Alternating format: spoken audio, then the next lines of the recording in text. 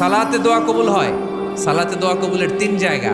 একটা হচ্ছে তাকবীরে তাহরিমার পরে আমরা সানা পড়ি না, আমরা তো একটা পড়ি, আল্লাহর হাবিব সুন্নাহ এবং নফল নামাজে আরো পড়তেন সানা, ওই দোয়া কবুল হয়। দুই নম্বর জায়গা সালাতে সেজদায় পড়ে দোয়া করলে কবুল হয়। আকরাবু মা ইয়াকুনুল আবদু মির রাব্বিহি ওয়া হুয়া সাজিদ ফাকসিরু ফীহি দুআ। বান্দা যখন সেজদায় লুটিয়ে পড়ে বান্দা আল্লাহর সবচেয়ে কাছে চলে যায়। তা কিন্তু বিশ্বনবী বলে সেজদাটা তোমার রবের কুদরতি পায়ের উপরে পড়েছে। সেজদায় পড়ে দোয়া করেন।